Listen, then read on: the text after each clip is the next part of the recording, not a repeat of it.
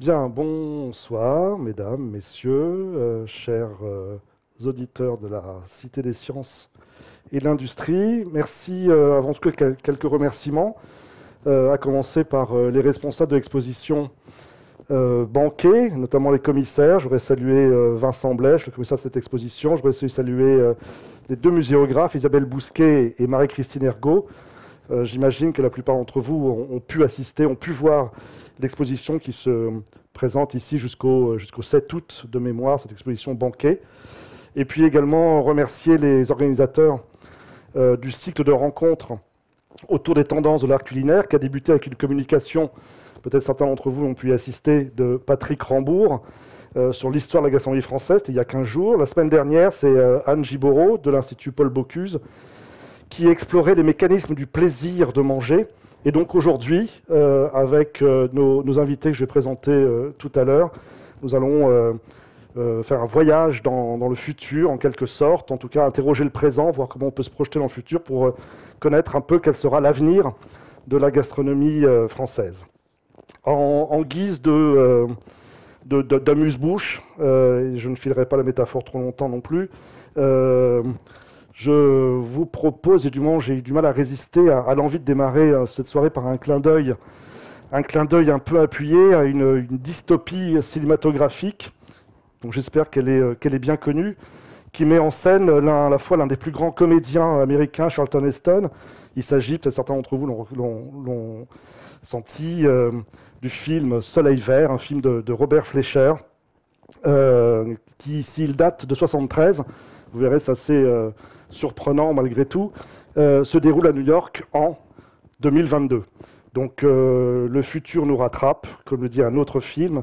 Et donc pour qui connaît l'issue de ce film, la référence à Soleil Vert pourrait paraître peut-être aujourd'hui un peu de mauvais goût, mais pour ceux qui n'auraient pas vu ce film, je ne vais rien divulgacher.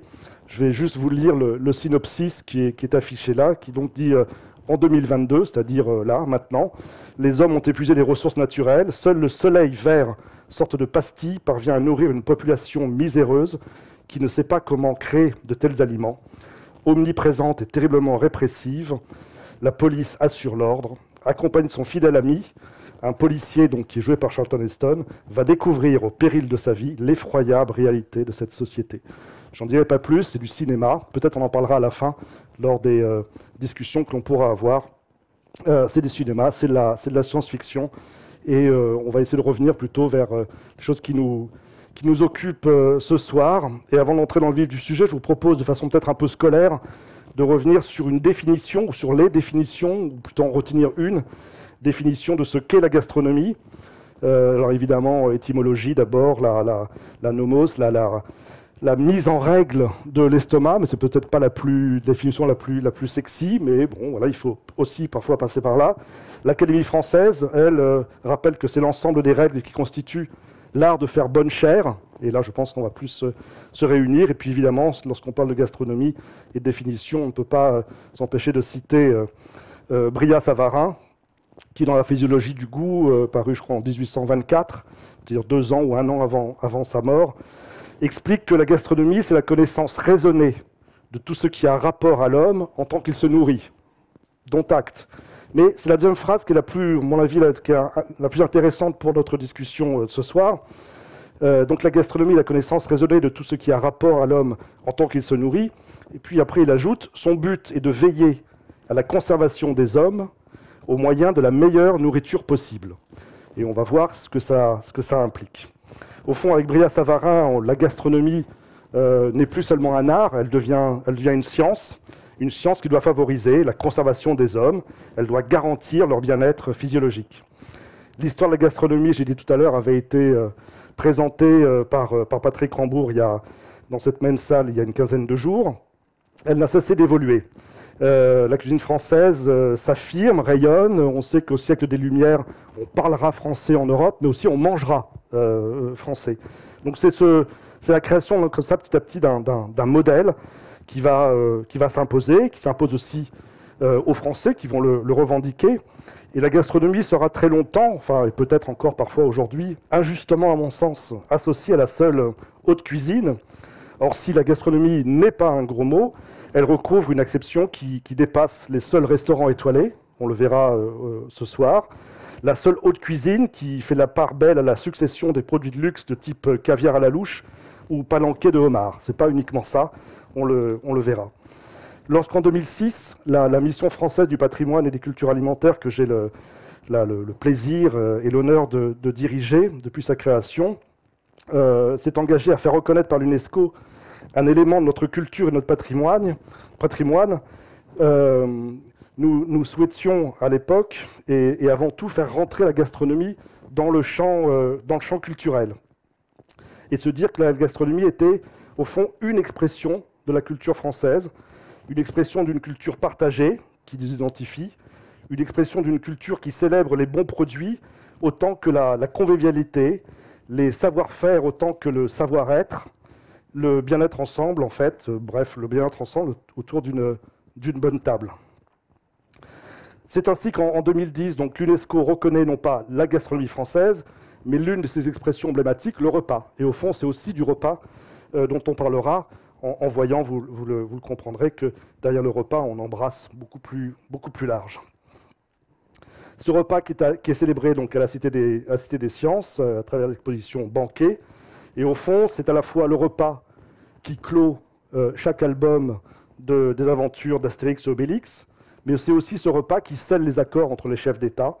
C'est ce repas qui, de façon plus prosaïque, permet de célébrer les moments heureux de la vie, un mariage, un anniversaire, un succès scolaire, des retrouvailles, une élection, monsieur le député par exemple.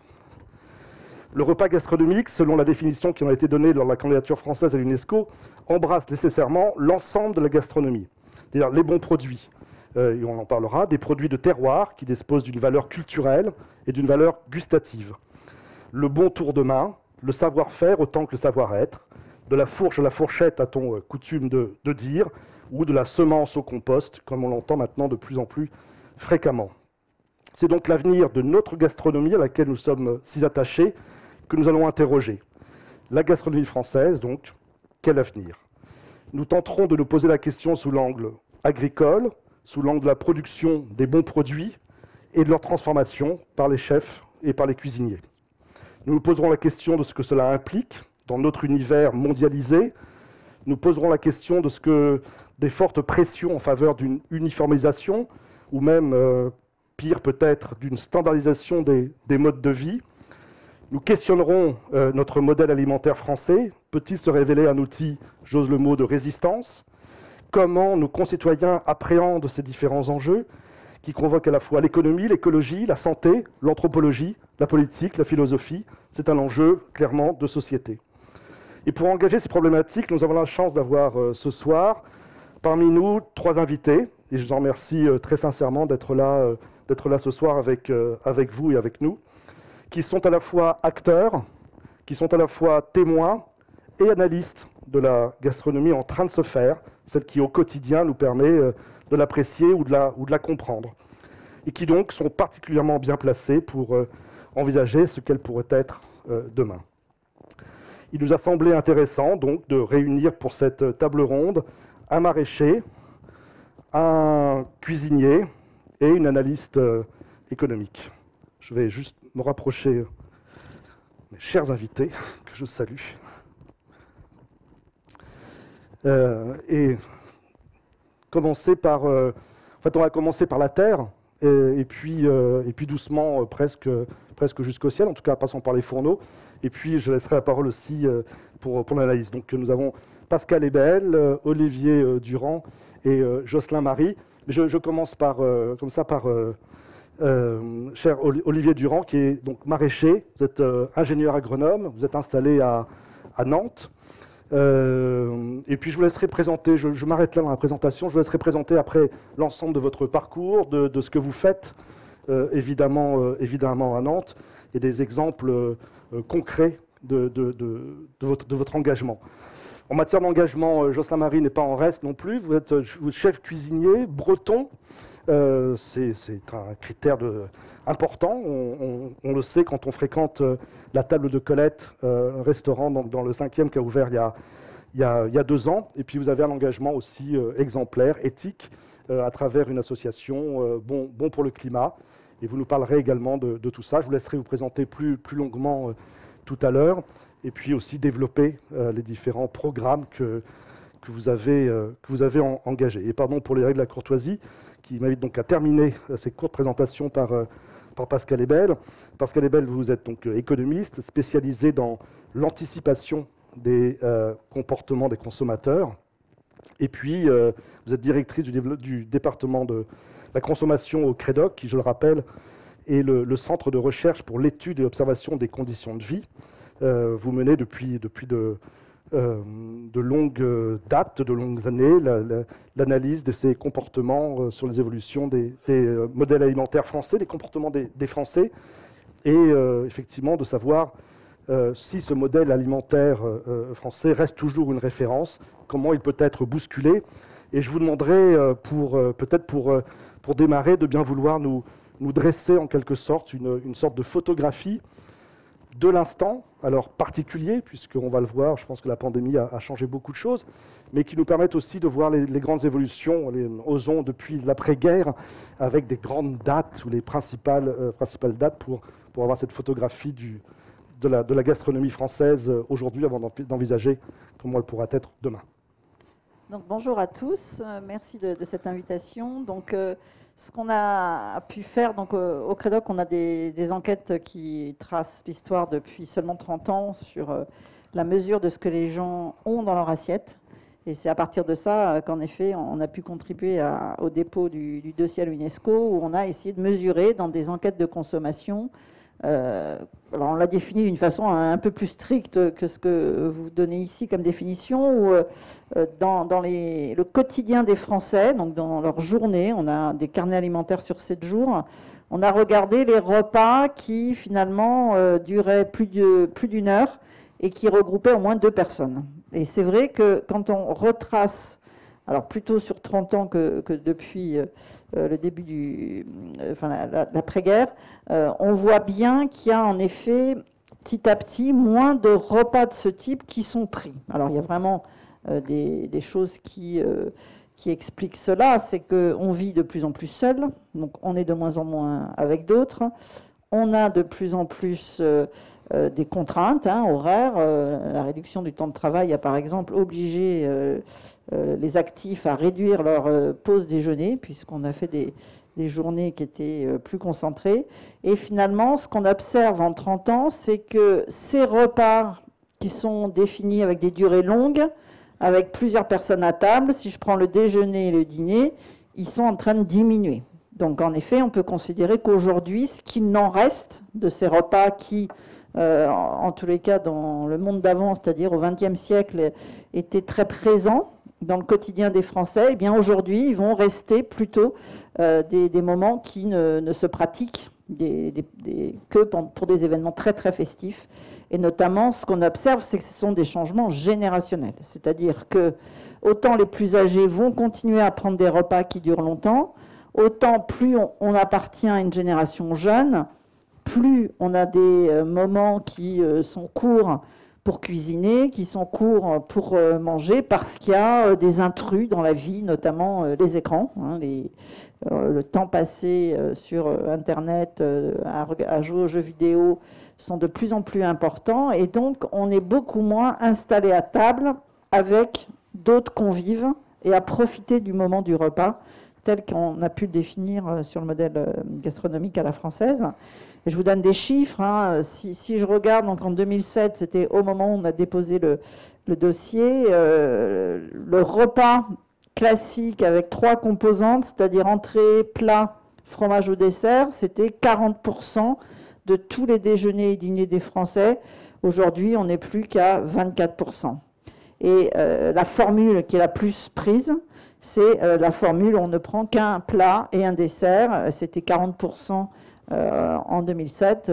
Aujourd'hui, on est à 50%. Donc il y a vraiment ce changement qui est que dans l'enchaînement des mets, c'est décrit comme ça au XXe siècle, on enchaîne des entrées salées, le dessert il est que sucré, eh bien on voit bien que petit à petit, les évolutions à la fois vieillissement de la population, ça c'est très très structurel, on vit de plus en plus seul parce qu'il y a ce vieillissement de la population. Les modes de vie, c'est-à-dire le fait qu'on vive de plus en plus dans les centres urbains, même si peut-être que le Covid a un petit peu inversé cette tendance. Et donc finalement, on habite de plus en plus loin. Alors là, c'est vraiment des tendances de fond, de plus en plus loin de son travail.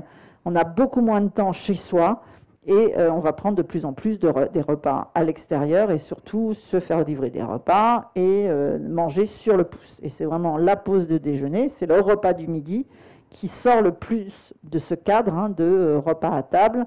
Et ce qu'on observe, c'est qu'il y a de plus en plus de repas qui sont pris debout et qui sont pris sans couvert. Donc en fait, on se rapproche en fait de façon de manger de culture anglo-saxonne dans des pays où on accorde peu d'attention à l'alimentation, c'est-à-dire qu'on a des prises beaucoup plus fonctionnelles qu'avant. Et notamment, on va manger plus seul, même si le nombre de repas pris seuls augmente beaucoup parce que la population de personnes qui vivent seules est plus importante, on a quand même ce fait qui est qu'on va manger un peu plus devant son ordinateur, comme le font les habitants des pays du Nord. Donc il y a vraiment une évolution sur les occasions de consommation qui touche tous ces descripteurs, mais qui vont toucher aussi le fait qu'on prend de plus en plus de calories.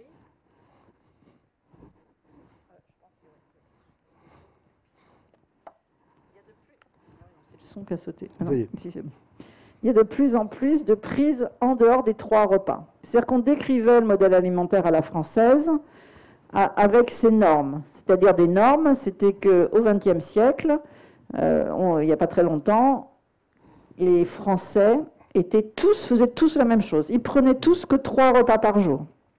Alors que dans d'autres cultures, en Suède, il y en a qui en prennent 2, il y en a qui en prennent 8. Eh bien, en France, aujourd'hui, on va vers ça. C'est-à-dire que je regarde les calories, donc c'est l'énergie ingérée, la proportion de calories qui était en 2003, donc il y a une quinzaine d'années, ingérée sous forme de hors repas, en dehors de petit déjeuner, déjeuner, dîner, c'était que 4%, aujourd'hui c'est 12%. Donc on multiplie par 4. Et évidemment, c'est des changements qui touchent avant tout les gens qui sont actifs. C'est plutôt les femmes qui vont prendre des prises en dehors des repas parce qu'elles n'ont pas le temps, elles courent après le temps, les plus jeunes et tous ceux qui ont... en fait, on est dans une société où les choses bougent beaucoup, c'est-à-dire notamment le travail. Il y a de plus en plus de travail posté, de travail de nuit, les métiers de sécurité explosent. Et donc, évidemment, les gens qui ne vivent pas dans des modèles où tout le monde se lève à la même heure, tout le monde mange à la même heure. Je cite toujours ce chiffre en France qui est qu'à midi et demi, 60% des Français sont à table. Eh bien, ça diminue. On le mesure, on n'est plus qu'à 52%. Tout ça, ça change très, très lentement. Mais on prend moins le temps. En fait, en France, la caractéristique, c'était, au travail notamment, c'était le moment du repas, c'est le moment des relations sociales. C'est-à-dire qu'on attend ce moment-là, c'est pour ça que les repas durent longtemps, pour échanger avec les autres. Eh bien, on voit bien qu'on se rapproche un petit peu des cultures anglo-saxonnes, alors même si on reste toujours le pays où on prend le plus de temps à table, le pays où on prend le plus de petits déjeuners, le pays où on mange ensemble le soir, et on mange la même chose, en tous les cas, le plat du milieu est le même, et on voit que, évidemment, avec des changements très très forts, les changements les plus forts, ce sont les contenus des assiettes. Et donc là, dans le contenu des assiettes, ça a échappé à personne qu'il y a de plus en plus de gens qui vont s'affirmer au travers de ce qu'ils mangent. On utilise cette expression, dis-moi ce que tu manges, je te dirai qui tu es. Mais c'est de plus en plus vrai. C'est-à-dire qu'on va faire des choix de société en choisissant de ne pas manger de gluten, de ne pas manger de lait, de ne pas manger de viande, etc. Et donc finalement, c'est ce qu'on dit depuis quelques années, à Noël, c'est le drame. Noël, avant, tout le monde mangeait la même chose. Aujourd'hui, tout le monde dans sa famille a un végétarien et donc il faut proposer à table. Donc ça faisait des disputes il y a 5-6 ans. Aujourd'hui, ça ne fait plus de disputes. Donc c'est vraiment ça qui bouge beaucoup en ce moment. Alors parce que sur ce sujet spécifique, je pense qu'on y reviendra. Et je voulais effectivement illustrer ce que vous étiez en train de dire, mais j'ai un peu de mal. Avec on y viendra tout à l'heure d'une caricature peut-être d'une illustration bien connue d'Américains à table et chacun y va de sa de son identité alimentaire. Mais c'est un sujet qu'on abordera à nouveau. Peut-être qu'on poursuivra, parce que là, vous avez parlé aussi des contenus de notre assiette. Et au fond, une partie de la démarche entreprise pour la reconnaissance à l'UNESCO, c'est une sorte de reconquête culturelle de l'assiette. Mais avant qu'elle soit culturelle, il faut qu'elle soit tangible, concrète, et de savoir de ce que l'on met dans nos assiettes et comment on le sublime. Et pour cela, on a avec nous, donc là aussi ce soir, Olivier Durand, pour ce qui est de la production et pour ce qui est de sublimer les bons produits. Du moins, c'est comme ça que j'ai pu l'expérimenter il n'y a pas si longtemps. Nous avons Jocelyn Marie.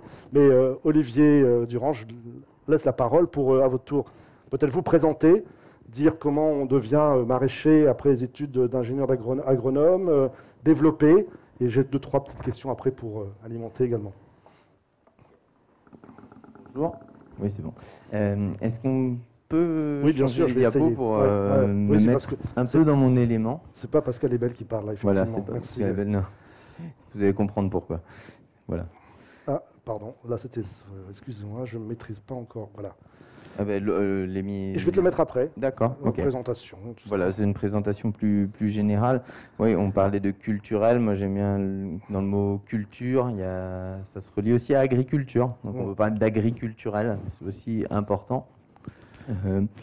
Donc, moi, mon parcours, je suis maraîcher. C'est mon travail. J'aime bien faire mes mains cailleuses et avec de la terre dessus parce que ça tâche les mains.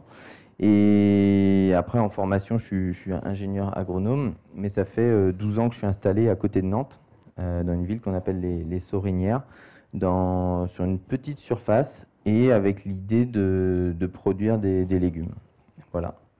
À la base, mon souhait de faire des légumes, c'est de me dire, je ne trouve pas forcément dans le commerce ce que je voulais manger moi. C'est-à-dire que j'adore les légumes et je sais qu'il y a une grosse diversité, une grosse biodiversité alimentaire, mais qu'on ne retrouvait pas forcément au niveau des étals où on pouvait acheter ces légumes. Et du coup, je me suis dit, autant les faire moi-même et puis comme ça, je vais me nourrir déjà avant de nourrir les autres, mais c'est un peu égoïste. Mais la base, c'est de se nourrir et de faire des légumes de qualité. Avec une approche notamment avec aucun traitement. Donc ça fait 12 ans qu'on fait aucun traitement, donc même pas des purins, même pas des coctions, rien du tout. On essaye d'être le plus nature possible et de respecter le végétal. Voilà. Et c'est pas pour ça que le légume est moche, parce qu'il est sans traitement. Voilà. Mais il est bio. Et il est bio et certifié. C'est pour ça voilà. Alors attends, hop, voilà. Donc là, peut-être les... Ah voilà, c'est là, je suis dans mon élément, c'est plus facile. C'est un peu... Ici, ça manque de verre, c'est pour ça. Voilà, ça c'est dans notre serre. On a la chance de travailler sur un site qui est un site historique, qui est une serre qui va avoir 50 ans l'année prochaine. Et c'est une serre, moi je dis que c'est un morceau du patrimoine maraîcher nantais. Et c'est une des rares serres qui est encore debout et qui est encore exploitée, mais qui montre que l'ingénierie des gens qui ont créé ces serres-là pour produire des légumes était assez intelligente pour durer sur le temps et qu'on a pu valoriser pendant 50 ans cette serre pour produire notamment et alimenter les gens. Voilà. Et là, on voit que c'est une production, là c'est notamment des plants, parce qu'on fait aussi des plants, mais derrière, on a toutes les productions de légumes, on fait un peu de tout. On va voir la prochaine diapositive d'ailleurs. Voilà, au niveau de la biodiversité végétale, donc là c'est un exemple, mais j'aimais bien l'idée de montrer les navets, parce que les navets, c'est pas forcément quelque chose qui est glamour et que les gens aiment, mais quand on fait un bon navet qui peut être un peu sucré et bien travaillé, ça donne quelque chose d'intéressant et que les gens aiment goûter et aiment manger. Et j'ai une petite anecdote, à un moment je me suis retrouvé à faire un atelier dans l'école de mes enfants et j'avais ramené des navets. Alors des navets, ça fait vraiment pas rêver les enfants, déjà ils connaissent pas. Et j'ai commencé à en donner, et les enfants pour goûter, ils sont tous venus autour, ils ne s'arrêtaient pas, et la maîtresse est venue en disant « mais qu'est-ce que vous leur donnez à manger comme ça ?» Et je dis « c'est des navets », et là elle était un peu scotchée, parce que on se rend compte que les produits, en réalité, il y a de la diversité, il y a pas mal de choses à faire et à valoriser. Et au milieu, on a un peu les tomates, c'est ce qu'on aime bien faire dans une serre. Et ça, c'est la collection qu'on a de tomates cerises, où on essaye de travailler justement. Alors, nous, on travaille sur le goût, mais pas que le goût, parce qu'on est agriculteur. Il faut qu'on vive de notre métier, il faut qu'on vive de la vente des produits. Donc, on travaille aussi sur le côté agronomique. Et le côté agronomique, ça veut dire la résistance aux maladies, ça veut dire la productivité aussi, qui est du rendement. Donc, on essaye d'allier tout ça pour avoir des plantes les plus saines possibles, les plus goûteuses possibles. Voilà.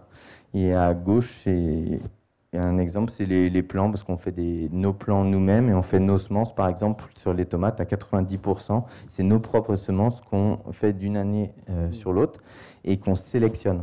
On fait toute une sélection. Ce qu'il n'y a plus trop, c'était cette histoire de sélection.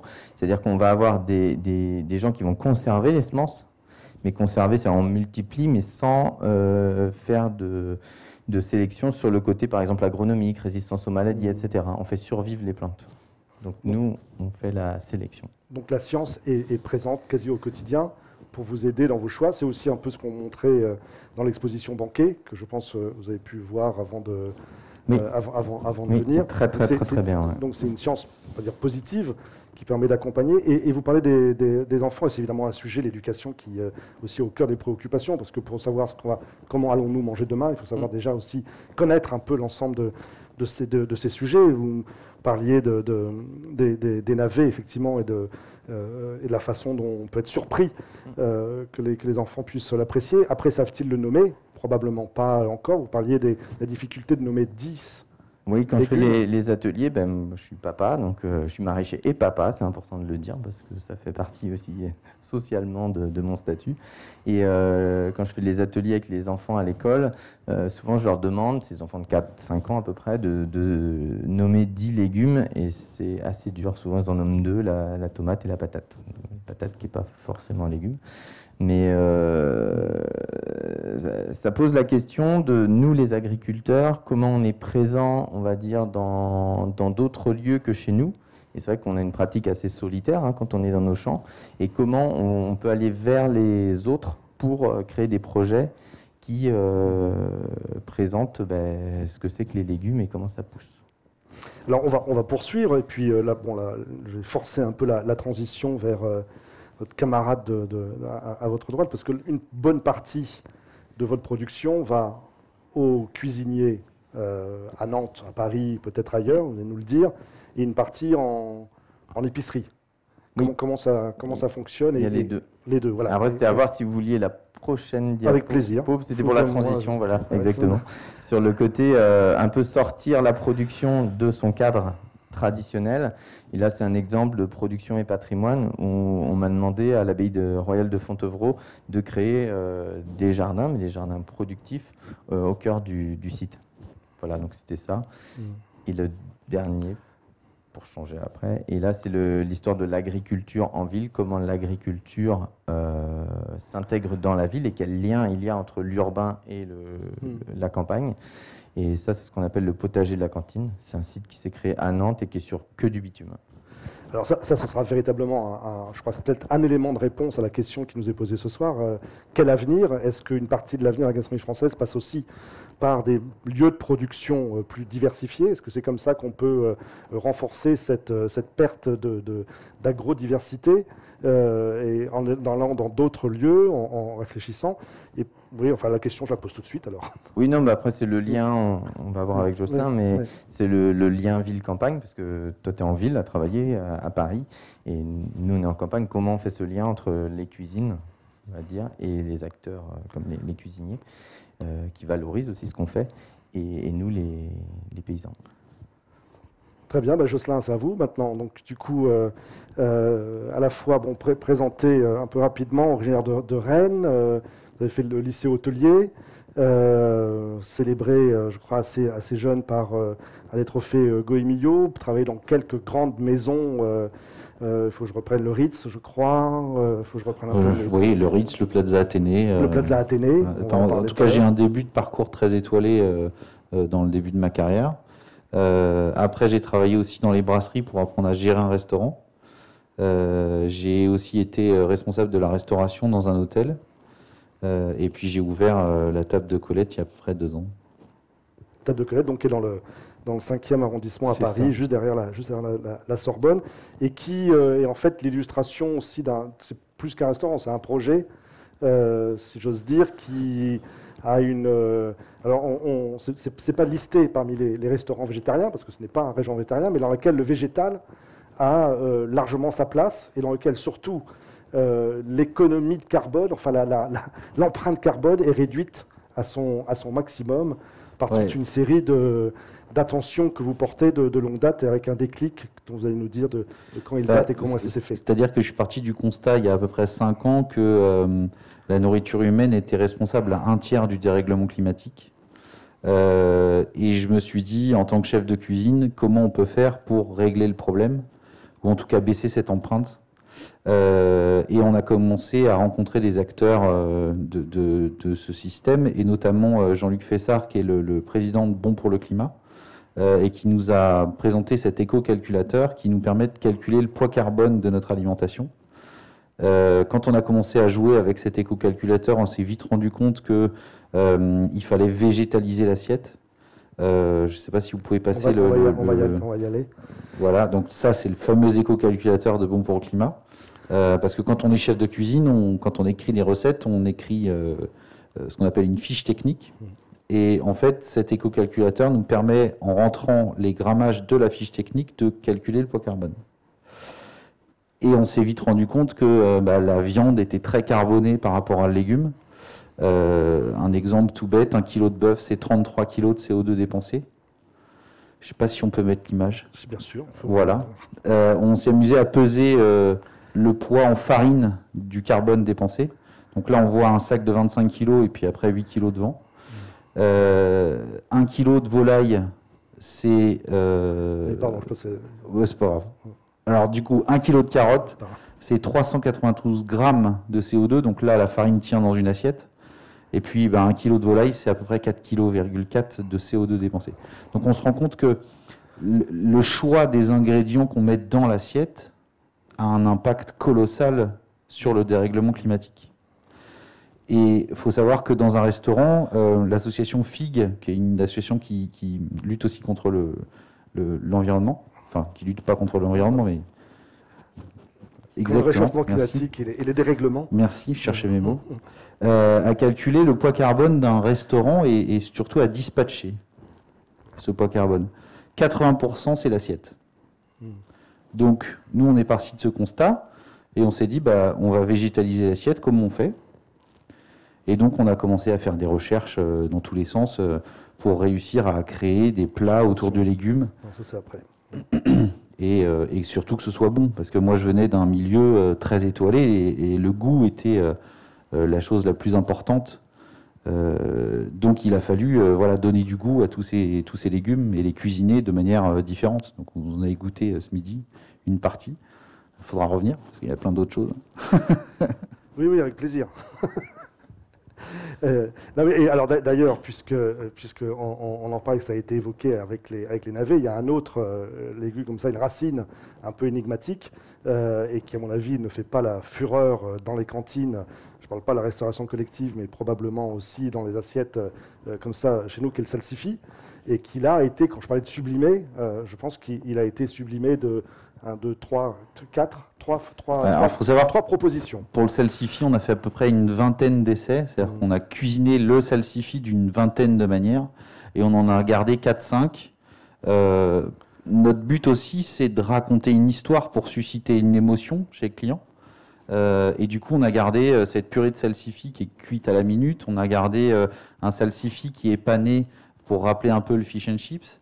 On a gardé des chips de salsifis pour apporter un petit peu de croquant. Et puis voilà. Et puis on essaye surtout de raconter une histoire et de sublimer un légume. Alors moi j'aime beaucoup les déclinaisons de légumes. Ça permet, je trouve, de montrer tout ce qu'on est capable de produire avec juste un légume.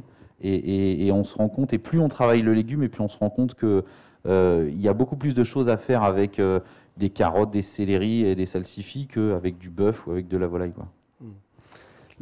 Avec les endives, une idée pour donner envie. J'ai pas commencé à travailler les endives. Envie de manger les endives. Faut les cuire, ça c'est sûr. Marc Menot faisait une tarte tatin aux endives qui était absolument incroyable. Il faisait du caramel, il laissait cuire dans du caramel et puis après il les montait en tarte tatin, c'était sublime ça. Donc c'est l'association de vous deux qui doit permettre effectivement à nos jolies têtes blondes dans les écoles de pouvoir redécouvrir du goût pour la betterave, du goût pour effectivement l'endive et pas uniquement en béchamel. C'est-à-dire que nous, en tant que chef, sans les maraîchers, on n'est rien. Bien sûr, vas-y. Ouais, je rajoute, il n'y a pas que les maraîchers en agriculture. Les autres sont très importants aussi. On a parlé des vaches, de la bœuf et tout. Et nous, on va en campagne. On a aussi besoin des éleveurs laitiers, on a besoin des éleveurs de bovins et des autres parce qu'ils permettent aussi d'entretenir le paysage. Et c'est pas nous, maraîchers sur petite surface, qui allons tenir, on va dire, le paysage français. Donc c'est important aussi de parler d'eux. Voilà, ce sont les paysans qui font le paysage, voilà. Indiscutablement. Et donc effectivement, là aussi. Mais c'est vrai probablement pour la viande. Alors la viande, on connaît aussi les débats, et peut-être que si on s'interroge sur la gastronomie française demain et à l'avenir, se pose la question de la consommation de viande, à la fois dans le budget des ménages, la part que ça représente. Peut-être de rappeler aussi que la société française n'a pas toujours été consommatrice de viande, enfin de produits carnés, que c'est finalement le fruit aussi un peu probablement des 30 Glorieuses, je parle sous votre contrôle Pascal, et de voir comment les choses évoluent à la faveur, là aussi aujourd'hui, de tendances. Peut-être parlons un peu aussi de ces tendances végétariennes, mais d'abord la consommation de viande, la façon dont elle évolue et dont elle va probablement quelles sont les perspectives. Alors vraiment sur les régimes alimentaires, ce qu'on a vu arriver en effet, c'est qu'à partir de l'après-guerre, on a vu une hausse de la consommation de viande qui remplaçait les céréales. On avait un régime alimentaire basé surtout sur le pain, sur le blé. Et donc, on a eu une augmentation de la quantité de protéines jusqu'au début des années 80. Et à partir du début des années 80, on voit une baisse de la consommation de viande pour une raison unique, qui était une question de santé, de nutrition. En fait, on était un des pays qui en mangeait le plus. Et à cette époque-là, ce que les nutritionnistes essayaient de combattre, c'était les matières grasses. Et donc, c'est bien parce que on a eu ces messages-là. Alors, ça venait pas, il n'y avait pas des messages comme aujourd'hui sur les plateaux télé. C'était pas du tout un sujet, l'alimentation. Avant 2000, on n'en parlait pas. En fait, c'était pas un sujet de société, mais ça venait par les médecins. Donc, les médecins disaient aux plus âgés, mangez moins de viande. Donc, ça commençait à baisser à ce moment-là. Et c'est la première raison. Et encore aujourd'hui, les gens qui diminuent leur consommation de viande, c'est avant tout pour des raisons de santé. Donc ça a changé au cours du temps. Il y a quand même des recherches scientifiques qui bougent beaucoup. La nutrition, c'est une science très, très, très jeune. Donc aujourd'hui, c'est la raison de santé derrière, c'est pas que le gras, c'est aussi les dernières études qui montrent que sur la viande rouge notamment, c'est un facteur de cancer en fait, un facteur de risque sur cancer, et la charcuterie aussi. Donc c'est ça qui aujourd'hui fait baisser la consommation de viande. Et puis, ça s'est accéléré, la baisse, depuis 5-6 ans. Et là, derrière cette baisse, ce sont plutôt des considérations éthiques, le bien-être animal. Donc ça vient des pays du nord de l'Europe. Et d'ailleurs, en termes réglementaires, il y a plein de réglementations qui impactent l'agriculture et surtout l'élevage, avec par exemple le fait que les volailles, il faut les mettre dans des cages plus grandes, les œufs, pour les poules, il faut avoir aussi des... Donc tout ça, c'est des réglementations qui viennent des habitants du nord de l'Europe qui alors ça vient du protestantisme, ont finalement une relation à la nature qui est très différente de la nôtre. Et c'est bien parce qu'on a eu ces questions du changement climatique que finalement on est entré aussi dans un changement complètement de paradigme. Nous, dans notre culture, qui est plutôt donc catholique, mais aussi philosophie des Lumières, c'était de considérer que l'homme était au-dessus de la nature et que donc l'homme dominait la nature et qu'il pouvait utiliser un animal, c'était un meuble. Et puis ça a changé dans le Code civil, d'ailleurs, il y a plus d'une vingtaine d'années, où on a petit à petit considéré la nature, et notamment, donc comme le font les habitants du Nord, c'est de se poser cette question, à force force d'utiliser les ressources. Hein, l'homme est au-dessus de la nature, mais le progrès ne peut pas tout résoudre. Et c'est cette inversion, finalement, et en France, c'est arrivé tardivement, en fait, hein, cette préoccupation vis-à-vis du changement climatique, vis-à-vis de la biodiversité. Il y a deux sujets. Il y a le changement climatique et la baisse de la biodiversité. Et sur la biodiversité, le système alimentaire pèse les 2/3. Hein. C'est-à-dire que le gaz à effet de serre, c'est 1/3, le système alimentaire tout compris. La biodiversité, c'est bien tout le système alimentaire, enfin, c'est 60%. Et c'est là qu'en effet, en agriculture, on a changé. C'est-à-dire qu'on s'est dit, surtout sur les sols, hein, vous savez que l'agriculture biologique, c'est avant tout ça. C'est un Autrichien qui s'est rendu compte, qui était agriculteur, et qui s'est rendu compte que si j'utilise mal mon sol, je ne produis plus. Si je le fais produire trop de végétaux et que au bout d'un moment, il ne donne plus rien. Donc c'est ces considérations-là qui ont fait complètement changer ce qu'on appelle, et arrivent des valeurs hein, qui viennent vraiment des États-Unis, d'Angleterre, qui est ce qu'on appelle aujourd'hui une seule santé, hein, une santé pour soi. Donc ça, c'est vraiment là-dessus que les Français changent d'abord.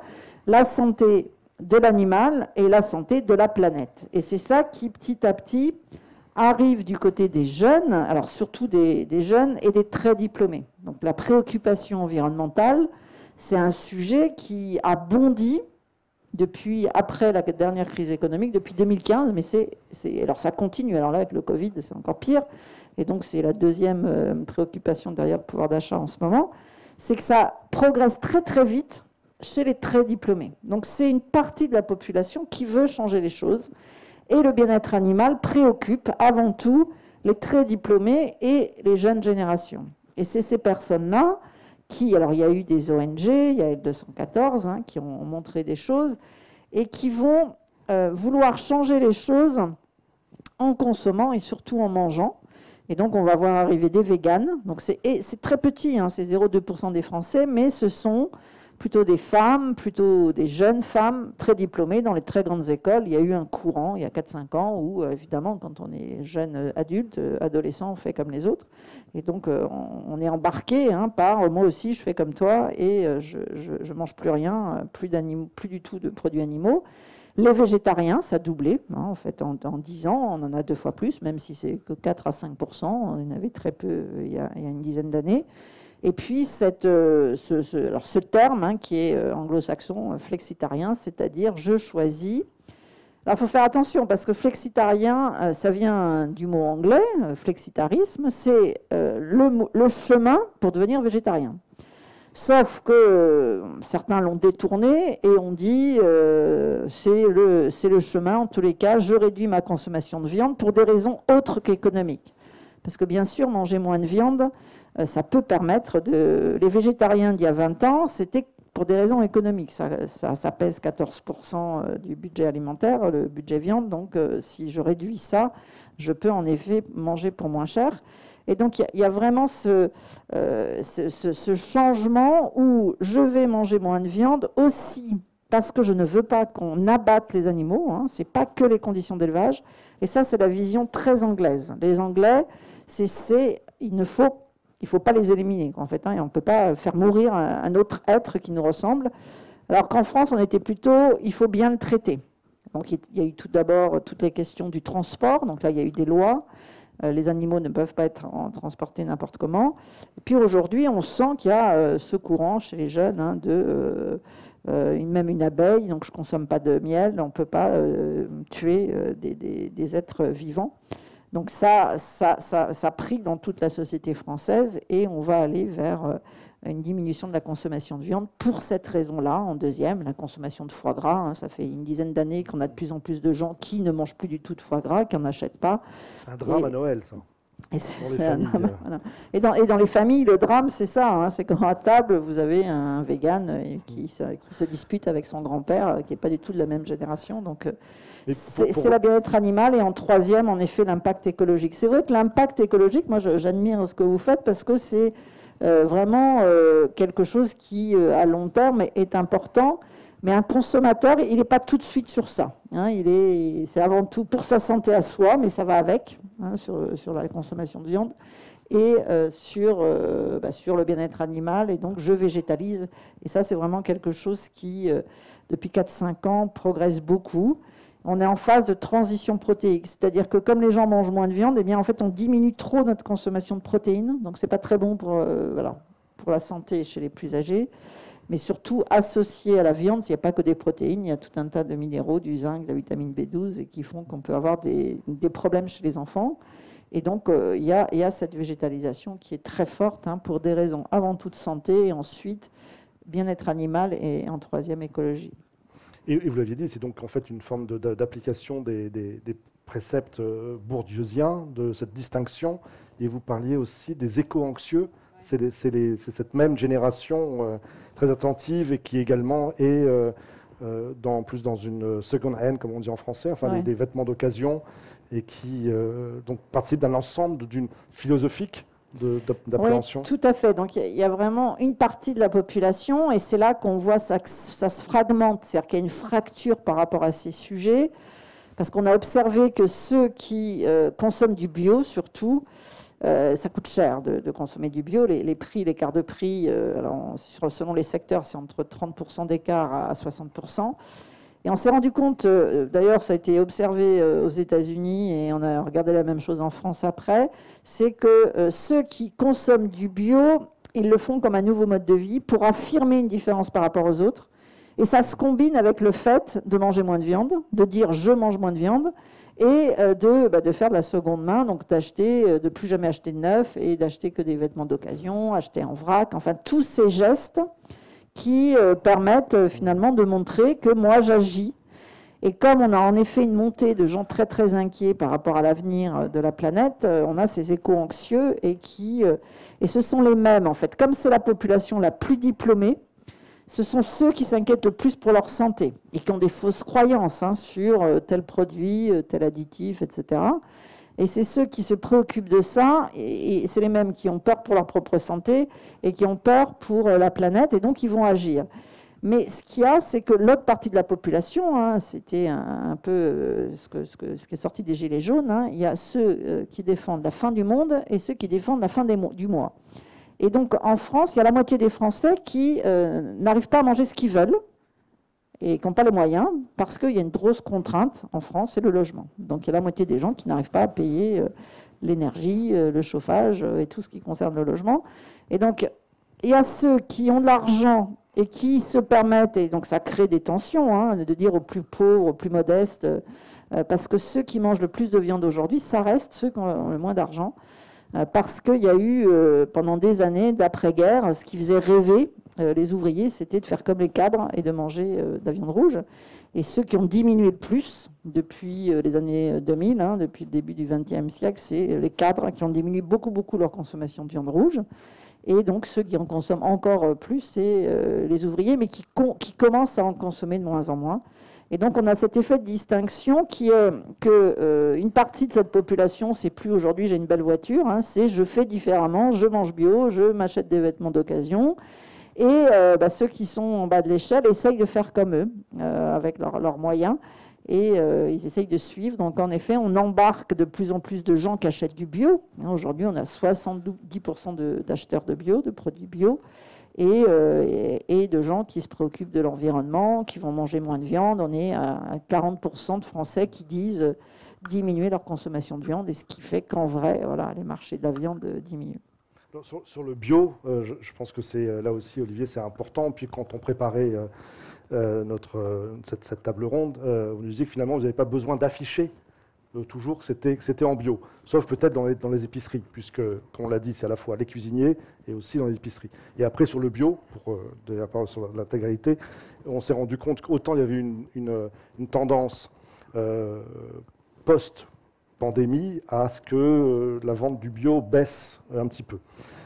Comment vous le ressentez? D'abord, est-ce que vous le ressentez dans le chiffre d'affaires de maraîchers, et puis dans le rapport que vous avez avec les consommateurs ou même avec les cuisiniers? Alors, ce qui est intéressant, c'est donc Pascal fait des analyses plus globales, et moi je vais faire une analyse de ce qu'on vit en ce moment. Complémentaire. Et qui est assez intéressant, parce que le marché est Depuis 2 ans, c'est assez complexe, c'est-à-dire qu'il y a eu le Covid, et là, tout s'est fermé, mais du coup, les épiceries, par exemple, sont restées ouvertes, et les épiceries ont marché à fond. Et nous, on avait de la demande, et nous qui bossions traditionnellement avec les restos, qui étaient eux fermés, on a dû se réorienter vers les épiceries, parce que les épiceries, elles avaient beaucoup de demandes, et les gens redécouvraient, je pense, d'aller cuisiner en famille, de faire des choses comme ça, et du coup, les produits, les légumes arrivaient dans les familles. Donc il y a eu cette période-là qui était un peu folle et puis qui était très bénéfique pour nous. Et là, depuis cet hiver-là, et notamment, on va dire depuis septembre, ça a commencé à baisser.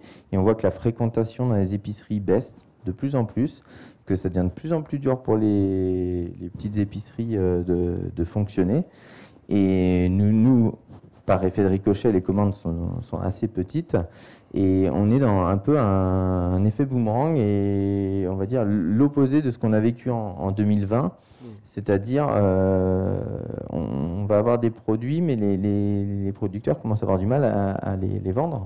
Oui, parce qu'en 2020, l'annonce de la fermeture des restaurants est arrivée alors que les serres étaient pleines de produits. Ah, et pour nous, oui, on bossait à 100% avec les restos. Et le fait que du jour au lendemain, on dise tout est fermé, on n'avait jamais vécu ça, quoi. Donc on a dû vraiment réajuster nos modes de commercialisation. Donc ça a demandé beaucoup d'énergie. Mais on a réussi parce qu'il y avait beaucoup de demandes de produits. Donc nous, on a la particularité de commercialiser sur deux secteurs, qui sont le secteur de Nantes, en local, et aussi sur Paris.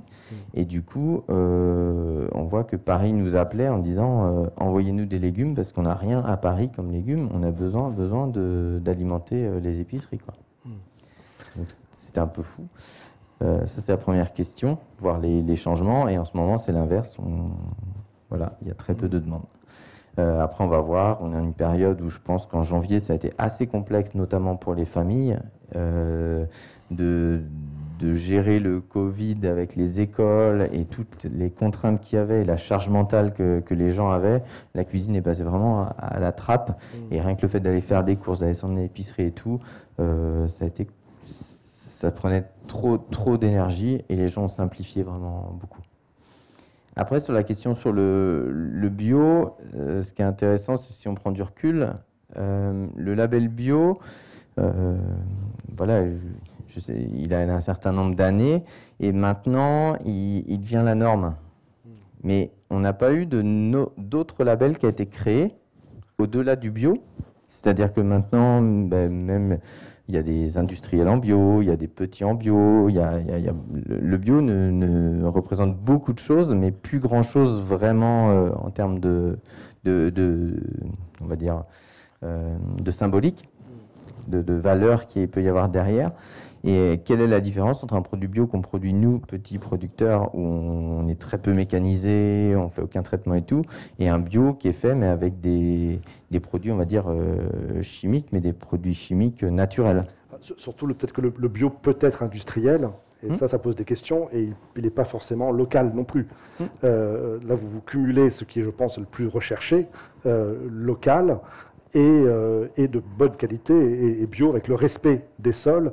Et là aussi, je reviens sur ce que vous nous disiez. Avant de récupérer, si je puis dire, les sols, ils ont été pendant 10 ans.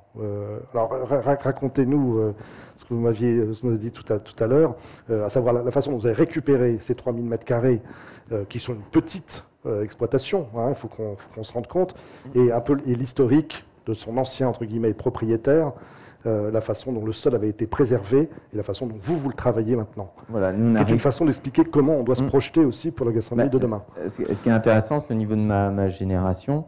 Je me suis retrouvé à travailler dans une serre où le propriétaire habite sur place. Et c'est une serre de quelqu'un, maintenant il a 80 ans, donc il s'appelle Paul. Et du coup, c'est un ancien maraîcher, c'est à l'ancienne. Et c'est une génération qui... On va dire sur les traitements, il n'était pas bio, il traitait, mais il traitait vraiment très peu, parce qu'un traitement, ça coûtait cher à l'époque. Donc c'est cette génération, j'ai eu la chance d'avoir de la transmission grâce à cette personne-là, d'une génération qui faisait très attention à ce qu'ils faisaient à leur sol, et leur sol avait encore une valeur, et il fallait le protéger.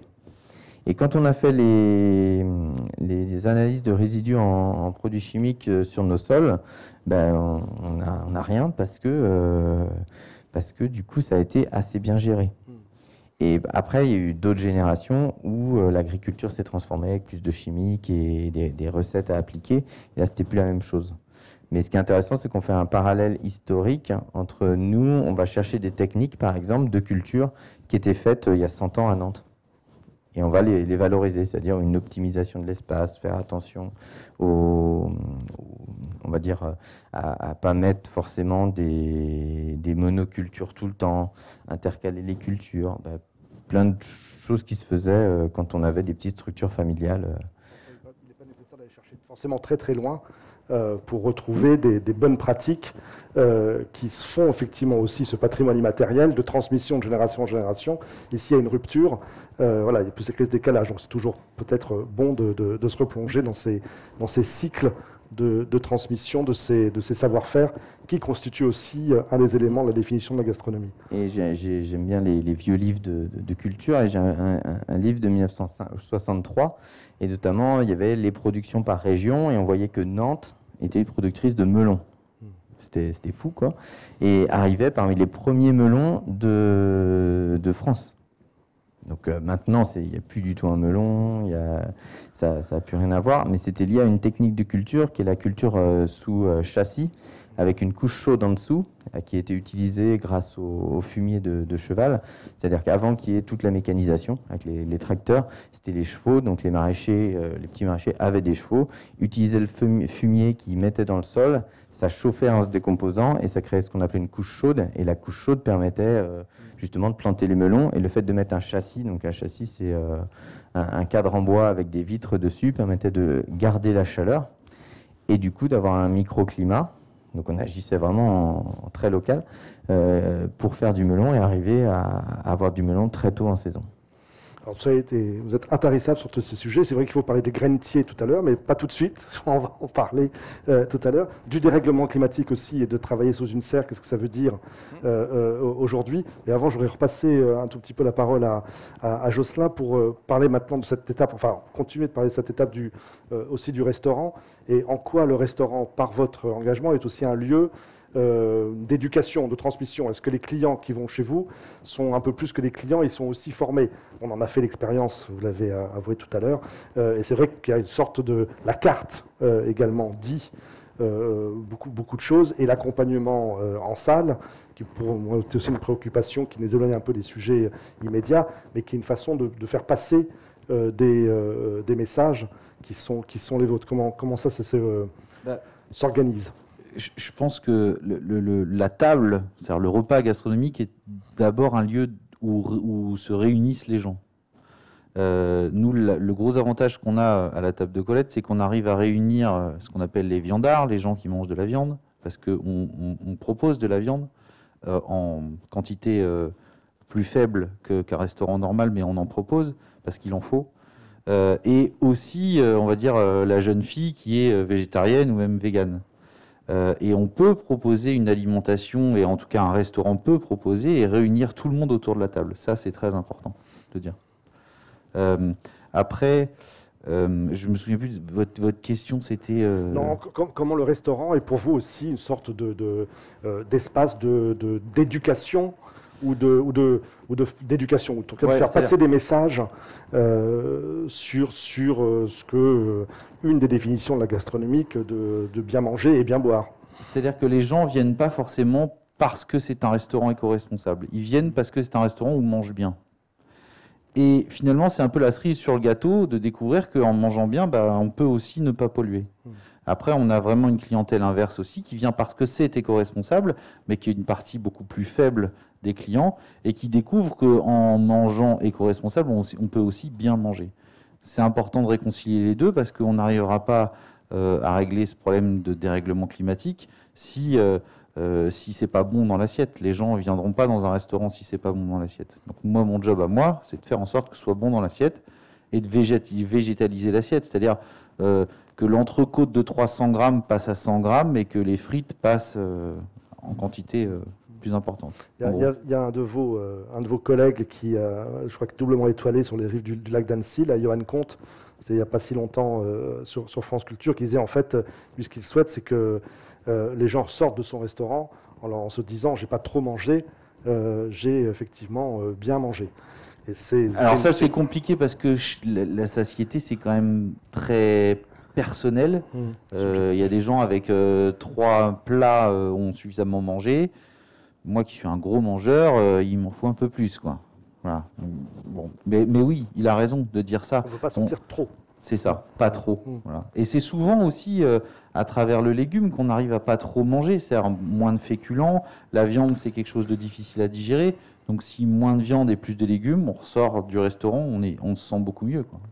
Donc le dialogue entre vous deux, il est vraiment dans une réciprocité permanente, puisque si on apprend à bien manger dans des restaurants où on trouve du plaisir, qui est quand même au cœur de nos sujets, ça permet aussi aux agriculteurs, aux paysans, aux maraîchers, là en l'occurrence, de faire un travail avec plus d'aisance. Se pose aussi évidemment le problème du revenu, d'avoir un bon salaire pour un bon travail. Et puisqu'on avait parlé aussi du dérèglement climatique. J'ai une question comme ça aux maraîchers. Est-ce que vous avez le même sentiment ou la même nécessité de réaction que les vignerons qui sont obligés de vendanger un peu plus tôt? Et là, on voit que c'est pas une situation exceptionnelle, c'est que ça devient de plus en plus répétitif.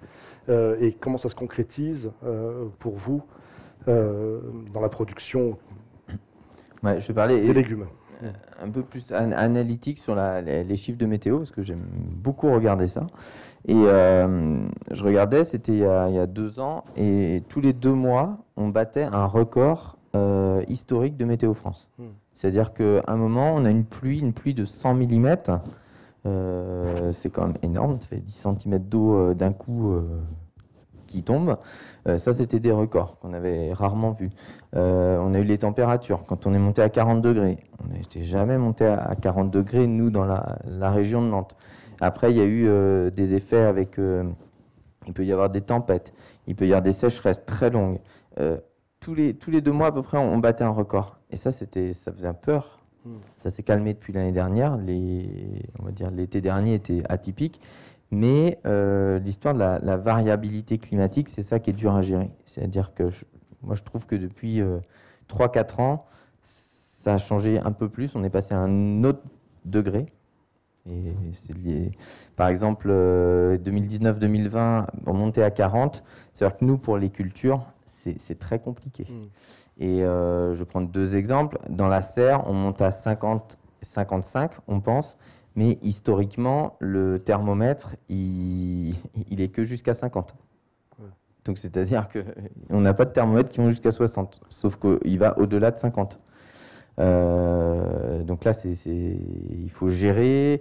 Et au niveau de la plante, on a plus d'évapotranspiration. Il faut gérer. Comment on gère? On gère avec les arrosages. Et au lieu d'arroser 2 fois, ou quand il fait chaud, on fait ça, on arrose à 3 fois. Mais il faut aller à 14 heures quand ça tape fort, déclencher un arrosage aérien pour ramener de la brumisation dans la serre, pour ramener des calories fraîches et faire descendre la température. Sachant qu'on dit souvent qu'une plante, au-delà de 60 degrés, ça commence à être compliqué pour elle. Donc si on ne joue pas avec l'humidité, on est fichu. Sur cette idée de changement climatique, on peut voir aussi le potager de la cantine, qui est très intéressant. C'est celle d'après, ouais, voilà. Parce que là, on est sur ce qu'on appelle un îlot de chaleur. Et les températures, hein, j'ai mesuré, quand on arrive à des 40 degrés, le substrat, la surface du sol monte à 53 degrés. C'est énorme. Et réussir à gérer ça en termes de consommation d'eau, de garantir la production des plantes, ça devient complexe. Et nous, on l'a vu, là, on l'a expérimenté sur le potager de la cantine, on ne l'a pas encore vu dans les champs. Mais je connais quelqu'un qui était au Québec pendant 2 ans à être dans les cultures. Il voyait mourir les plantes dans les champs parce qu'ils n'arrivaient plus à avoir assez d'eau pour arroser les plantes. Donc la question des ressources en eau, cette chaleur, notamment à gérer, et la variabilité, devient assez complexe. Et on doit faire preuve de beaucoup de malléabilité au niveau de nos cultures, au niveau de nos plantes, pour pouvoir gérer ses à-coups. La production du potager de la cantine, elle va principalement où? Elle va en réalité, c'est un concept où il y a le restaurant qui est juste à côté. La Grande Serre, c'est un restaurant. Et c'est un restaurant qui peut faire 1000-1200 couverts jour en été. Et l'idée, c'était de produire les salades. Donc on produisait, parce qu'il y a eu le Covid entre-temps, c'est ça qui a changé beaucoup la donne, mais 6 à 7 000 salades qui allaient directement à côté et qui étaient vendues à côté. Donc il y avait 25 mètres entre la production et la vente. Et la consommation. Même. Et ce type de programme peut être répété, ou peut-être qu'il y a des expériences, j'imagine, dans d'autres villes, ailleurs, sur lesquelles vous-même vous accompagnez, vous êtes expert dans ces bonnes pratiques ou... Alors, expert, je suis maraîcher avant tout. Ou témoin. Et c'est ça qui est intéressant, c'est que d'être dans ces cultures tout le temps, on a le terrain, on connaît, on maîtrise. Et après, en développant des techniques, c'est là qu'on permet d'innover, de tester. Et ce que je trouve intéressant, c'est que ce système-là, par exemple avec les bacs, et oser mettre un substrat dans un bac et cultiver, par exemple, chez les maraîchers industriels dans la région nantaise, on est en train de retirer ce qu'on appelle la laine de roche, donc des cultures hors sol, et on est en train de créer des bacs comme ça, de mettre des vers de terre dedans. Ouais. C'est des maraîchers industriels, producteurs de tomates, et on va dire, il y a un nouveau raisonnement qui est en train de se faire. Moi, je trouve que c'est assez révolutionnaire. C'est en train de se dire, on ne va pas nourrir la plante, parce qu'avec des éléments nutritifs et tout, plein de chimie, quoi. Mais on va nourrir les vers de terre. Et si nos vers de terre vont bien, les plantes iront bien. Et ça, c'est un changement, je trouve. Un mécanisme. Alors, le parallèle va être un peu périlleux de ma part, là, mais j'avais vu que vous avez travaillé, Jocelyn, avec Moulineau. Non, fut un temps, peut-être que c'est toujours vrai. C'est toujours le cas. C'est la fameuse entreprise. Pour récupérer les biodéchets. Alors les biodéchets, c'est quoi? C'est toutes les parures de légumes. Croyez-moi, chez nous, on en a. C'est aussi les parures de viande et de poisson. Et puis, en gros, ça sert. Ils en font deux choses chez Moulineau, soit du compost, soit du biogaz. Alors le biogaz, c'est en train de se développer, mais c'est long à fabriquer. Et nous, le gros avantage que ça a, c'est que ça réduit le déchet d'un restaurant de 80%. Ouais.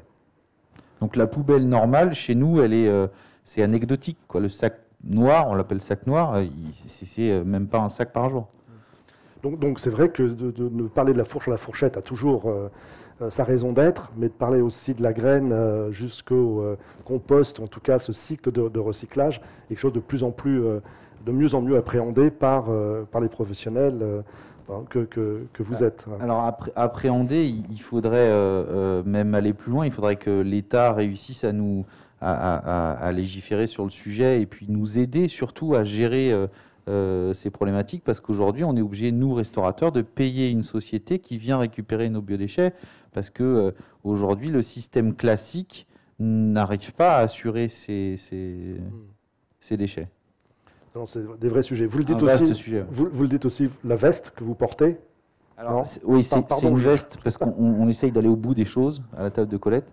Et c'est une veste avec un tissu qui s'appelle Sequal et qui est issu du plastique des océans. Donc ma veste représente à peu près 11 bouteilles d'eau en plastique récupérées dans les océans. Donc il est possible de mettre en pratique ces engagements. Oui, bien sûr. Et vous en êtes là. L'avantage d'un restaurant, c'est que on regroupe finalement de manière un peu plus industrielle tous les systèmes qu'on retrouve à la maison. C'est-à-dire les vêtements, les énergies, comment on se chauffe, comment on mange. Et du coup, nous, on concentre et on réfléchit sur tous ces sujets-là. Merci beaucoup. Je crois qu'on a la chance d'avoir un auditoire respectable, même un peu ça. Donc peut-être qu'on peut envisager d'entamer un dialogue si tant est que certains d'entre vous souhaitent prendre la parole, préciser des points qui n'ont peut-être pas été abordés suffisamment. Est-ce que ce soir nous avons... Il y a une question dans la salle. Oui, je voulais poser une question sur maraîcher un peu, Monsieur Olivier Durand. C'est savoir qu'est-ce qu'il pensait de l'agriculture sans terre. C'est-à-dire, est-ce que c'est dans l'avenir, on fait des produits, je ne sais pas trop comment, enfin, sans terre. Est-ce que vous pensez que c'est dans l'avenir et c'est souhaitable d'aller dans cette direction-là? Merci. Ouais, c'est un vaste débat. C'est ça. Parce que techniquement, c'est possible. Il y a plusieurs techniques. Il y a l'hydroponie et une technique qui émerge de plus en plus qui s'appelle l'aéroponie. C'est-à-dire qu'on va avoir des systèmes de gouttières, on va poser sur un support la plante, les racines vont se développer en dessous et on va avoir une brumisation qui va ramener de l'eau avec les éléments nutritifs et en même temps on va avoir de l'oxygène. Il faut savoir pour qu'une plante elle pousse au niveau des racines, c'est ce qu'on voit souvent, on ne voit pas, il faut de l'air, de l'oxygène notamment et de l'eau. Donc les techniques existent. Après, il y a tout un questionnement à se dire, ils font notamment plein de pousses, comme ça, des petites pousses de légumes qu'on peut imaginer dans les salades en sachet, choses comme ça. Et c'est assez développé, je crois qu'il y a une ferme au Danemark qui s'est développée comme ça, et aussi dans les pays du Golfe, parce que les pays du Golfe n'ont pas de façon de produire, n'ont pas de terre. Donc ce qu'ils font, c'est qu'ils créent des gros hangars, des hangars énormes, avec des racks, des états, oui, on appelle ça des rayonnages, les uns sur les autres, et ils produisent comme ça les uns sur les autres avec des LED en plus dessus qui permettent d'avoir de la production. Donc c'est assez productif, hein, au mètre carré de terrain, c'est très productif et ça permet d'alimenter en verdure dans les pays du Golfe. Après la question, c'est chez nous ça marche pas comme ça. Est-ce que ces technologies-là vont arriver et vont changer un peu la donne et apporter de la concurrence à l'agriculture un peu plus classique en terre? Voilà, le débat reste posé. Merci. Est-ce qu'il y a d'autres... Est-ce qu'il y a d'autres questions? Oui, alors il y a des questions d'Internet. Ah. Oui, je vais vous transmettre une question d'Internet, je ne sais pas si vous m'entendez. L'avenir de la gastronomie passera-t-elle aussi par la fusion avec des saveurs, des épices indiennes ou asiatiques? Olivier, vas-y. Je pense que Oui, on peut y aller tous les deux, mais... Tous les deux, allez-y. Oui, mais j'aime bien sur cette idée-là, parce qu'en travaillant avec les chefs, ils nous demandent pas mal de choses. Et c'est vrai que les gens ont voyagé maintenant. Donc, avoir accès à des choses exotiques, c'est quand même cool. Et nous, on aime bien à Nantes l'idée d'exotisme local. C'est-à-dire, on crée localement, mais des choses un peu exotiques. Nous, dans la serre, justement, il fait chaud, ça tombe bien. On a planté, par exemple, un agrume qui est un citron qui s'appelle yuzu, qui est un citron japonais. Donc, qui est considéré comme exotique, mais qui peut pousser dans nos conditions. Donc, là où c'est cool, si je peux me permettre, c'est que c'est possible de le cultiver ici. Oui. Parce que sinon, effectivement, on rentre dans une autre problématique d'importation d'épices. Mais dans l'histoire, en tout cas, les épices ont toujours contribué aussi à renouveler et accompagner, peut-être parfois à révolutionner un peu les goûts. Mais le cuisinier est spécialiste en l'espèce. C'est ce que j'allais dire. Du temps du Moyen-Âge, les épices, c'était quotidien dans la cuisine. On en mettait énormément. Alors, à la base, c'était surtout pour cacher le goût un peu pourri des aliments. Hein, on ne va pas se leurrer. Mais l'avenir des épices, comme tu le disais, les épices, aujourd'hui, il y a des producteurs de poivre en France. On arrive aujourd'hui à finalement importer ces cultures en France et à se les approprier et à ce que ça devienne finalement maintenant du local. Le yuzu de Nantes, moi je ne connaissais pas, mais ouais, c'est une super idée. D'autres questions? Côté Internet? Oui, une autre question pour Madame Ebel peut-être. Les changements dans la composition des repas, plat-dessert ou entrée-plat-dessert, sont-ils liés aussi à des considérations de santé et pas seulement d'évolution des modes de vie? Des repas plus légers? Alors, en fait, en termes de kilocalories, en fait, de ce qu'on ingère dans la journée, ça ne bouge pas. En 20 ans, ça n'a pas bougé par habitant.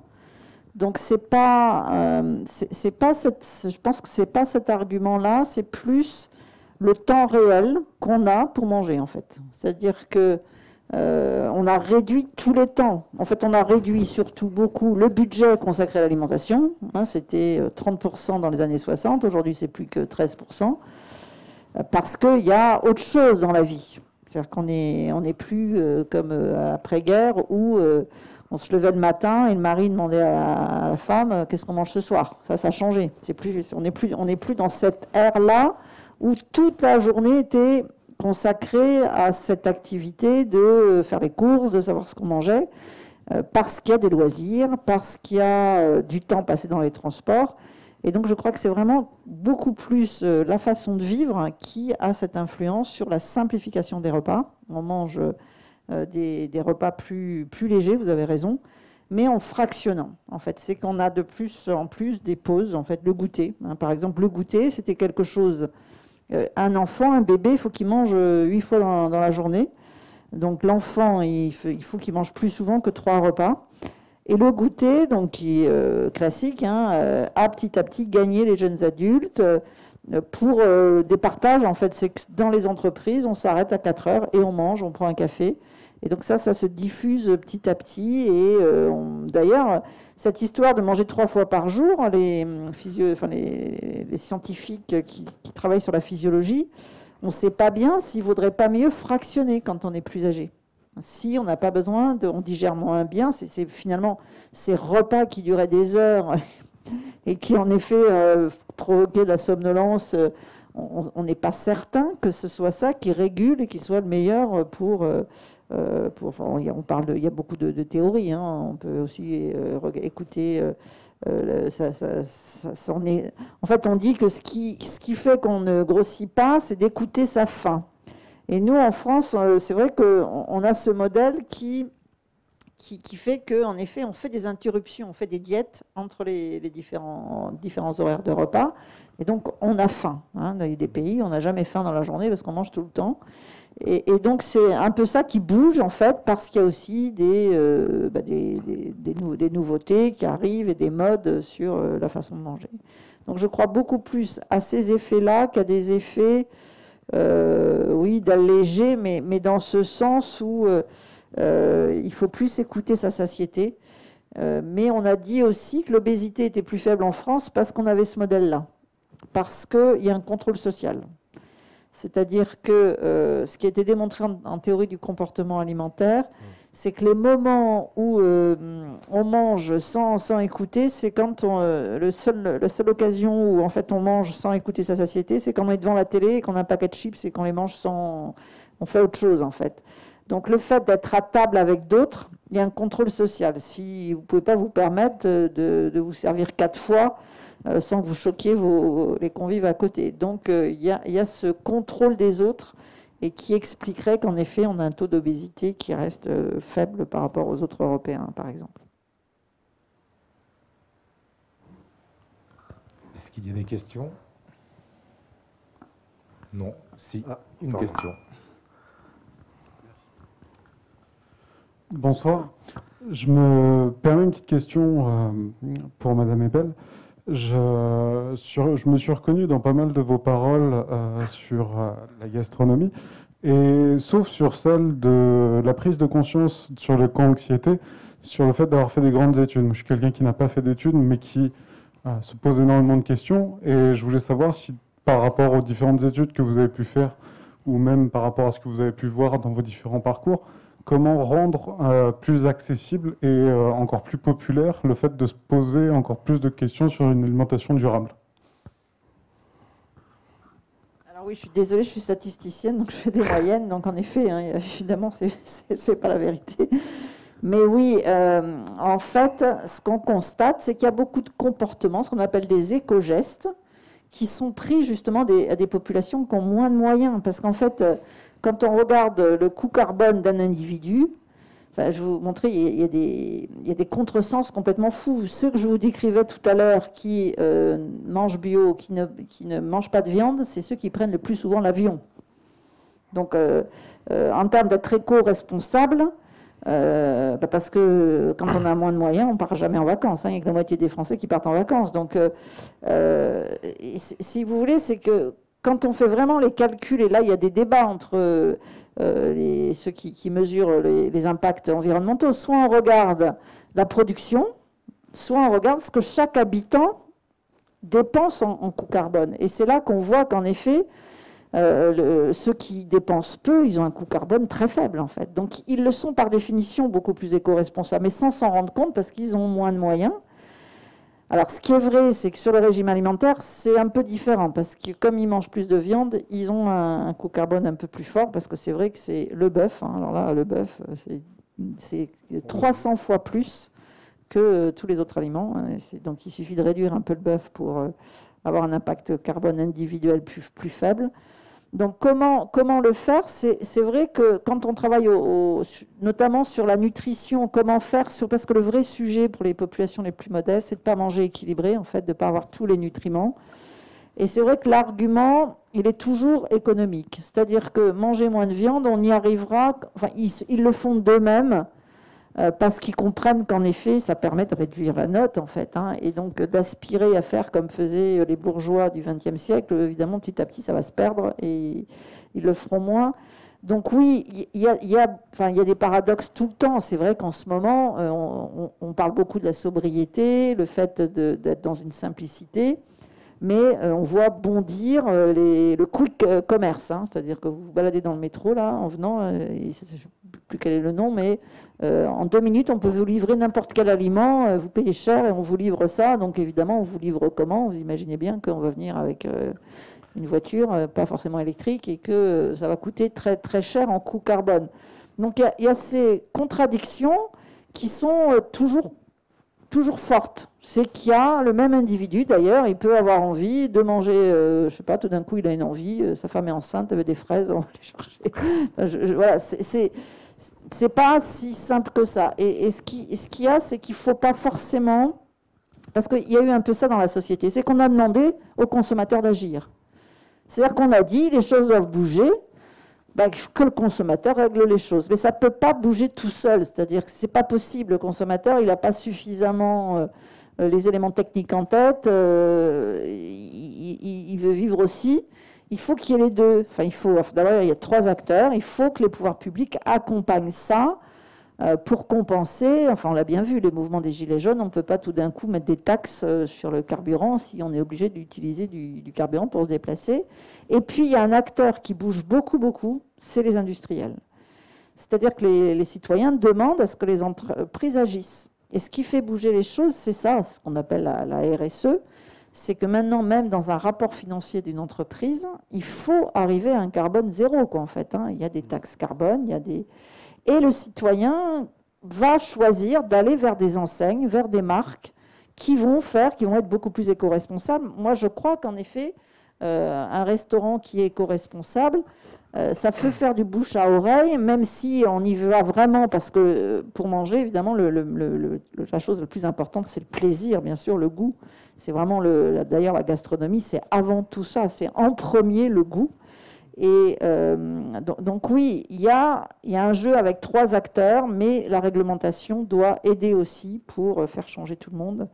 Mais il y a quand même eu, et on l'a bien vu dans la crise économique de 2008, il y avait trop d'injonctions. En fait, ce qui s'est passé à cette période-là, il y avait vraiment une baisse de pouvoir d'achat. C'était moins 1,2, c'était en 2013 le plus fort. Il y avait vraiment des gens qui étaient au chômage, qui pouvaient pas qui pouvaient pas réfléchir en fait à ça. Et les gens qui avaient plus de moyens, qui leur disaient « mais pourquoi vous ne faites pas tel geste ?» C'est pas possible, parce que quand on est à compter ses sous pour pouvoir faire manger ses enfants, on ne peut pas en même temps aller chercher du vrac, faire du compost, qui prend beaucoup de temps, quoi, en fait. Hein. Et donc c'est composer collectivement à ce qu'on respecte aussi les autres et comprendre les autres sans leur imposer des choses qu'on fait nous. Merci beaucoup. À vos fourneaux, citoyens, et dans vos champs et dans vos cuisines. Est-ce qu'il y a d'autres questions peut-être avant de... Ah. Il y en a une là devant et puis peut-être le site internet. Ouais. Richard Ramos, simplement, je ne suis pas d'accord avec ce que vous dites, Madame Ebel, parce que d'un côté, vous dites le consommateur, il n'a pas toutes les clés, c'est l'industriel qui bouge. Mais l'industriel, il bouge, d'abord, il est là pour faire souvent du fric. Il a mis plein de poudre de perlimpinpin pour améliorer ses marges. Et il ne bouge que quand le consommateur l'oblige à bouger. Sinon, il ne bouge pas.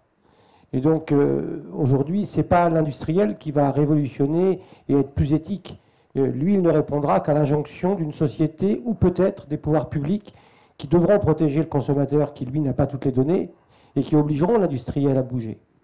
Et donc, c'est pas aussi... Il y a les industriels vertueux, parce qu'il y a des industriels éthiques, mais voilà, je ne voudrais pas qu'on laisse penser que finalement, c'est l'industriel qui tend à aller vers quelque chose qui serait plus vertueux. Il le fait parce que c'est le consommateur. Le consommateur est devenu un consommateur. On est passé du monde de la fourche à la fourchette, de la fourchette à la fourche. C'est la fourchette qu'imposera les consommations agricoles, les productions agricoles, et non plus l'inverse comme c'était avant. Je produisais quelque chose, j'avais toujours quelqu'un pour le bouffer. Et donc, voilà, je voulais dire ça. Et on a une des difficultés, je crois, sur ça aussi, moi qui suis élu, c'est que la loi, finalement, les députés que nous sommes, protège moins vite qu'un restaurateur ou un maraîcher. C'est-à-dire qu'aujourd'hui, les entreprises citoyennes, Yuka, ou les maraîchers ou le restaurateur, vont plus vite que la loi qui devrait protéger et aiguiller le consommateur. Et donc ça aussi, c'est un vrai problème sur ce qu'ils font, parce que finalement, on aura des gens qui porteront des projets là où c'est éthique, qui iront plus vite que le consommateur, que la loi, et donc les gens se détourneront des électeurs et donc de la démocratie, et on aura des dangers à nos portes. Et donc, à chaque fois que je voulais remercier le restaurateur et le maraîcher, c'est qu'à chaque fois, finalement, qu'ils vont plus vite que la loi, ils donnent plus de sens. Et donc, bravo à vous. Mais c'est un danger. C'est un danger parce que si vous allez tellement plus vite, je ne veux pas que vous alliez, vous, moins vite, hein, mais qu'il faut que nous, on aille aussi vite que vous. Parce que un des problèmes dans ces affaires-là, c'est que souvent le consommateur est plus rapide, justement. Merci, M. Ramos. Une question de...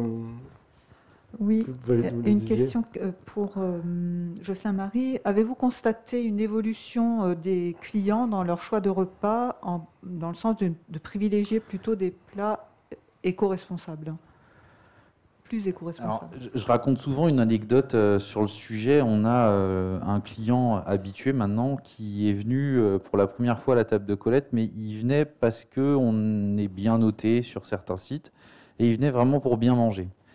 Et quand il a compris qu'il allait manger beaucoup de légumes, il est devenu... Enfin, il a fait un peu la tête, quoi. Et puis, le premier plat arrive, il se dit « Ah, quand même, c'est bon ». Le deuxième plat arrive, il se dit « Dis donc, ça fait 2 fois que c'est bon, c'est quand même un peu bizarre ». Et le deuxième plat, c'est moi qui l'ai desservi. Et il m'a regardé, il m'a dit « Bon, le prochain plat, vous êtes gentil, vous ne me faites pas de brocoli ». Forcément, le plat d'après, c'était le brocoli. Et c'est une déclinaison autour du brocoli. Donc on fait des sommités de brocoli qui sont cuits dans le jus de brocoli. On a une petite mousse au brocoli. Donc c'est vraiment, voilà, c'était ce que lui détestait. Je lui sers le plat et je lui dis, bah, il y a 2 solutions. Soit vous aimez et vous le payez, soit vous aimez pas et vous le payez pas. Ce client aujourd'hui revient à la table de Colette. Il est venu au moins 5 ou 6 fois. Et la dernière fois qu'il est venu, le brocoli était plus de saison, donc je l'ai retiré de la carte et je me suis fait engueuler parce qu'il n'y avait pas de brocoli. Donc voilà, oui, clairement, les gens, ils viennent aussi pour évoluer. Et puis on essaye, nous, de les orienter et de leur dire, bah, regardez ce qu'on fait avec un salsifis, regardez ce qu'on fait avec un céleri, et on peut bien manger avec ça, quoi. Et comme Jocelyn Marie est modeste, je me permettrai de préciser que ces menus sont des menus surprises, à 3, 5 ou 7 temps forts. Donc normalement, on ne sait pas ce qu'on va manger. Ce qui présente aussi un avantage, comme on l'avait vu.